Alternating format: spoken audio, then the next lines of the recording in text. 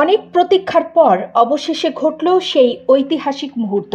বাংলাদেশের প্রধান উপদেষ্টা ডক্টর মোহাম্মদ ইউনূস আর ভারতের প্রধানমন্ত্রী নরেন্দ্র মোদী মুখোমুখি হলেন থাইল্যান্ডে। এই বৈঠক শুধু একটি আলোচনা নয়, দুই দেশের জমে থাকা সম্পর্কে নতুন দিগন্তের ইঙ্গিত। কিন্তু কি আলোচনা হলো? কি পাবে বাংলাদেশ? ভারতের মনোভাবই বা কি? আজকের এই ভিডিওতে আমরা তা আপনাদের জন্য তুলে ধরার চেষ্টা করব।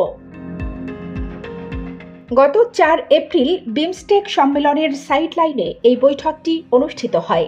৮ মাস ধরে শেখ হাসিনা সরকারের পতনের পর বাংলাদেশ ভারত সম্পর্কে যে শীতল পরিবেশ, তা কি এবার বদলাবে? বিশ্লেষকদের মতে এটি একটি আইস ব্রেকিং বৈঠক। ডক্টর ইউনূস সরাসরি তুলে ধরেছেন বাংলাদেশের প্রধান চাহিদাগুলো: গঙ্গা ও তিস্তার পানি বন্টন চুক্তি নবায়ন, সীমান্তে নিরীহ বাংলাদেশি নাগরিক হত্যা বন্ধ, ভিসা শিথিলকরণ, শেখ হাসিনার প্রত্যর্পণ, এছাড়া সংখ্যালঘু নিরাপত্তার মতো ইস্যুতেও আলোচনা হয়েছে। ভারতের জন্য এই বৈঠক ছিল ইমেজ ম্যানেজমেন্ট, কিন্তু বাংলাদেশের জন্য এটি একটি সুযোগ, কারণ আন্তর্জাতিক ফোরামে আমাদের উদ্বেগগুলো সরাসরি ভারতের শীর্ষ নেতৃত্বের কানে পৌঁছানো গেছে।